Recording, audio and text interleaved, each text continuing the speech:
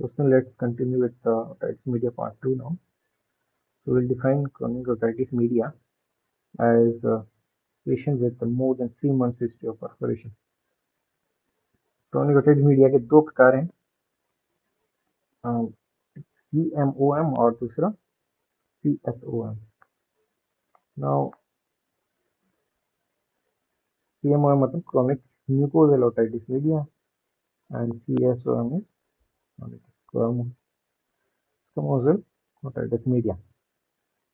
The other name for these are tympanic and aticoantral. Previously tympanic को CSOM बोला जाता था और एटिकॉन्ट्री को अनसेफ CSOM, बट अभी ये टर्मिनोलॉजी यूज नहीं हो रही. So we'll start with tympanic otitis media और chronic mucosal otitis media. तो डेफिनेशन अगर देखे तो परमानेंट सेंट्रल परफोरेशन होगा पास्ट टेंस का, राइट. तो पास्ट टेंस का इन्वॉल्व इसमें, एंडुलस का इन्वॉल्वमेंट नहीं होगा. दूसरा नाम टिम्पैनिक है. तो अगर हम क्लिनिकल फीचर्स देखें तो डिस्चार्ज होगा एंड हियरिंग लॉस होगा.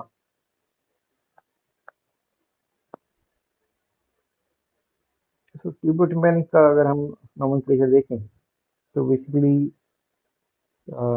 स्टेजिंग ट्यूब से होते हुए इन्फेक्शन अगर मिडिल ईयर तक आ रहा होता है तो उसमें हम कम टिम्पैनिक बोलते हैं. इसका जो मेन थ्योरी है वो कुछ और है, जबकि रजिस्ट्रेशन ट्यूब वाला थोड़ा सेकेंडरी में आता है. अगर हम मैनेजमेंट देखते हैं तो क्योंकि डिस्चार्ज है और डेफनेस है तो हमारा प्रायोरिटी यहाँ पर डिस्चार्ज है.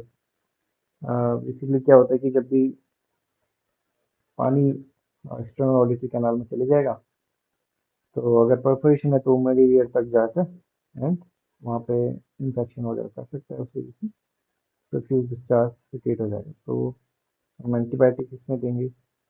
इसमें दोनों है, local as well as systemic antibiotic.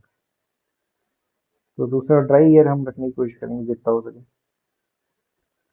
And surgical procedure की बात करें तो माइलोप्लास्टी है which is repairing your tympanic membrane. And osteocloplasty is repairing your osteolar chain, and when we combine these both we call it as tympanoplasty. The aim of these surgeries are basically कि tympanic membrane अगर repair हो जाए तो middle ear के अंदर fluid या water नहीं जाएगा तो ईयर ड्राई रहेगा ताकि फर्दर इन्फेक्शंस नहीं हो. ऑल्सो जहाँ तक हो सके हम ईयरिंग इम्प्रूवमेंट भी करने की कोशिश करेंगे.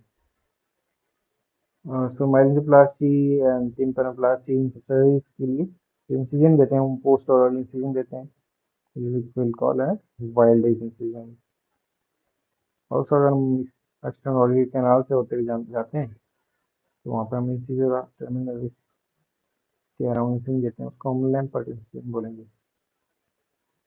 इसमें graft most common temporal fascia का यूज किया जाता है. इसके अलावा जो ट्रैगस है पेरिकॉन्डियम भी हम यूज कर सकते हैं. जो माइलोप्लास्टी है उसमें दो टाइप्स हैं, ओवरले एंड अंडरले. अभी बस हम नाम देख रहे हैं. टिम्पैनोप्लास्टी भी टाइप 1 to टाइप 5 तक है. Type 1 is basically your marinoplasty, and then further we can go into details about the subsession. There we'll go into next topic CSOM. का दूसरा नाम है एटिकोएंट्रल ओटाइटिस मीडिया. पुराना नाम अनसेफ CSOM था. अनसेफ इसीलिए बोलते थे basically because it can cause complications both intracranial, intratemporal as well as extratemporal as well. So now we go into the definition of the CSOM. It is basically the presence of keratinized stratified squamous epithelium in the middle ear or mastoid or anywhere in the temporal bone where it is normally absent.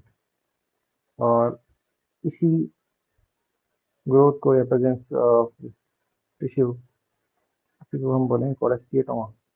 तो कोलेस्टियोटोमा में classic feature हो गया है CSOM का। तो दूसरा नाम है एटिकोएंट्रल रीजन इज बेसिकली जो ये ग्रोथ है it can move over the time into the mastoid and from via the adytic canal, इसीलिए एटिकोएंट्रल बोलेंगे। Attic is basically a middle ear and antrum is a mastoid। तो अगर हम टाइप देखें तो congenital cholesteatoma and another one is acquired cholesteatoma. Congenital mainly general में मिलेगा क्योंकि एक डेवलपमेंटल अबनॉर्मलिटी हो रहा है। ये लिवेंसिल क्राइटेरिया इसके डायग्नोसिस के लिए यूज होता है। एक्वायर्ड एडल्ट में मिलेगा एंड इसका पैथोलॉजी हम ऑलरेडी देख चुके हैं। किरणोइज फ्रॉम माइग्रेट करता है बाहर से मिडिल ईयर के अंदर। एक्वायर्ड दो टाइप्स होंगे, प्राइमरी एंड सेकेंडरी एक्वायर्ड कोलेस्टियोमा। तो अगर हम क्वाड्रेंट भी देखें तो ये एंटर सुपीरियर में है, कॉन्जेनिटल एंड एक्वायर्ड है पोस्टीरियर सुपीरियर क्वाड्रेंट में। तो एक्वायर्ड की दो टाइप देख रहे हैं हमें। प्राइमरी कोलेस्टियोमा में बात करें तो रिट्रैक्शन पॉकेट इसका मेनली पैथोलॉजी है, जो कि बेसिकली सीरस और राइट मीडिया पहले अगर हुआ होगा और वो over the time retraction pocket के अंदर वहाँ पे डिपॉजिट हो जा रहा है सिक्रीशन फ्लूइड। इसका most common site to-stage space है, इंटरेस्टिंग है, इम्पोर्टेंट बात है। एंड इसके लिए मिसमैच थ्योरी है, वही जस्ट नाम याद रखने तो बहुत है, बाकी वही रिट्रैक्शन पॉकेट जो बनेगा सेकंड क्वेश्चन में basically second is marginal perforation. तो जो CMO था वहाँ पे सेंट्रल परफोरेशन था, यहाँ पे मार्जिनल परफोरेशन देखा जा रहा है। ये हैबरमैन थ्योरी है माइग्रेशन। ये सेकेंडरी जो मार्जिनल परफोरेशन हो रहा है बेसिकली वहाँ पे एक्यूट नेक्रोटाइजिंग ओटाइटिस मीडिया हुआ पहले, उसके बाद मार्जिनल परफोरेशन हो गया। तो इन दोनों में ही जो केराटिन डिपॉजिट हो रहा है वहाँ पे इवेंचुअली इन्फ्लेमेशन हो जाएगा धीरे धीरे ओवर टाइम। मैक्रोफेजेस आ जाएंगे, वो ट्रांसफॉर्म हो जाएंगे ऑस्टियोक्लास्ट में। It will lead to the bone erosion. Bone erosion basically अभी अनसेफ हम पार्ट में जा रहे हैं। तो the clinic features again the charge indefinite management. यहाँ पे सिर्फ सर्जिकल मैनेजमेंट है, यहाँ पे मेडिकल मैनेजमेंट का रोल नहीं है बिकॉज सिचुएशन काफ़ी कॉम्प्लिकेटेड है। It can further worsen your ear as well. तो इन्वेस्टिगेशन यहाँ पे मेटासिटी भी कर देंगे तो assess the extent of this cholesteatoma. Mastoid surgery हम यहाँ पे सर्जिकल प्रोसीजर कर रहे हैं। तो प्रोसीजर है canal wall down procedure and intact canal wall procedure. तो अगर लिमिटेड डिजीज है तो हम इंटैक्ट कैनाल वॉल प्रोसीजर कर रहे हैं। तो बेसिकली हम जो एक्सटर्नल कैनाल और मिडिल के बीच में वॉल है उसको ब्रेक नहीं कर रहे हैं। और तो मेस्टोइड सर्जरी तो यहाँ पे हम सिंपली फेशियल रिसेस के थ्रू जाएंगे and to access this site when we go to the facial issues, what we are trying to look at is your sinus tympani. Sinus tympani is the most common site of residual coleocytoma। दूसरा नाम इसका है infrapyramidal। Now we talk about canal wall down procedure। तो ये extensive disease के कर रहे हैं, क्योंकि डिजीज एक्सटेंसिव हो गई तो हमको वॉल को ब्रेक करना होगा। रेस्टोरेटिव कैनाल और मेस्टोइड बीच में उस कैनाल को वॉल की पूरी तरीके से ब्रेक करके हम मिडिल ईयर को एक्सेस कर रहे हैं। तो ये है फॉर एक्सटेंसिव डिजीज एंड और फेशियल नर्व इन्वॉल्वमेंट। में दो टाइप से modified radical mastectomy and radical mastectomy. तो रेडिकल अगर हम कब करेंगे, जब इनर ईयर भी इन्वॉल्व हो गया डिजीज से तो अब ऑसिकल्स का तो कोई काम नहीं रहा है बिकॉज हियरिंग ऑलरेडी नहीं होगी। तो हम ऑसिकल्स जहाँ तक इन्वॉल्व हो रखे हैं उनको रिमूव कर दे रहे हैं, all ossicles except foot plate of stapes. ये अगर इन्वॉल्व नहीं है तो इसको हम रहने देंगे। एंड रहने क्यों दे रहे हैं? ताकि एक सपोर्ट बना रहे नियर की वॉल के लिए। Now, अगर हम कैनाल वॉल डाउन प्रोसीजर की बात करें तो इसमें कोडा टिम्पनाई जो है सेक्रीफाइस हो जाएगी फेशियल नर्व की ब्रांच जो है कह रहे हैं। इसकी वजह से taste of one side of tongue will be basically gone after the surgery. Versus intact canal wall procedures के अंदर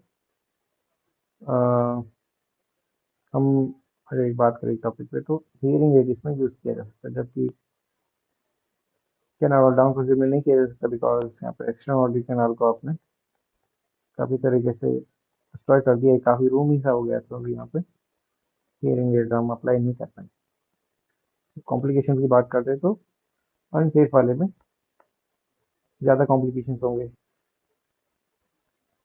तो इसीलिए इसको अनसेफ बोला जाता है। तो हम अगर एक्स्ट्रा क्रेनियल या इंटरटेम्पोरल कॉम्प्लिकेशन की बात करते हैं तो उसके अंदर है फेशियल नर्व पैल्सी, लेबिरिंथाइटिस मैस्टोइडाइटिस, पीट्रोसाइटिस। यहाँ पे हमको रिजर्वायर टाइम मिलेगा, इसीलिए मैंने the first will be removed from the middle ear, थोड़ा और फर्स्ट आ जाएगा because reservoirs have been set into the temporal bone.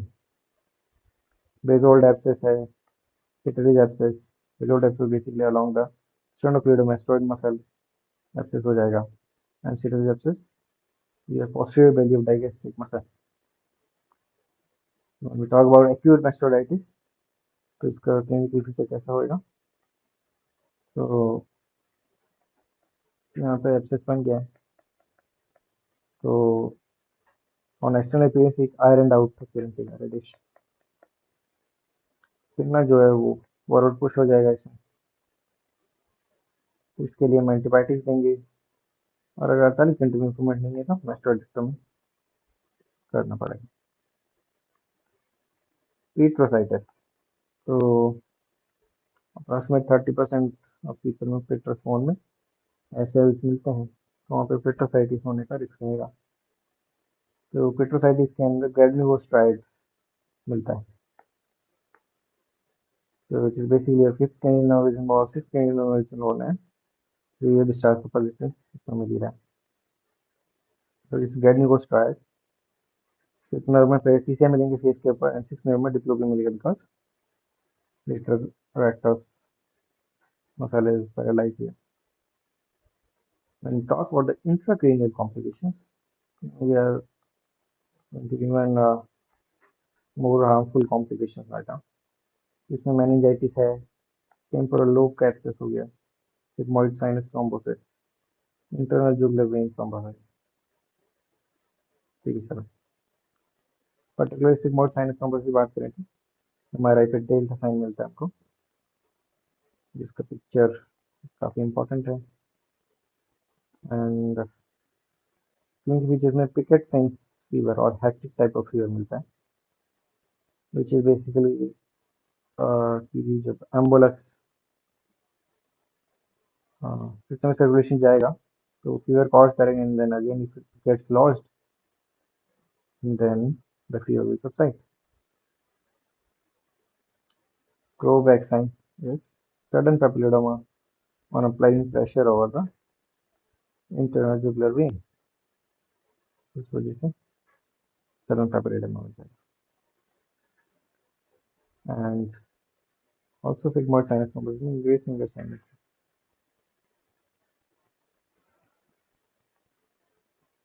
इसमें मैस्टोइड कंजेशन मिल रहा है, एडिमा मिल रहा है, एंड टेंडरनेस भी। This is grey finger sign. The closest 3D battle sign होता है जो कि हमको पता है कि कल बेस ट्रॉमा में मिलता है। इसमें विजिबल साइन भी नहीं मिलेगा ग्रे फिंगर साइन में बिकॉज डायरेक्टली पास जो है मेरे वीर में नहीं कनेक्ट कर।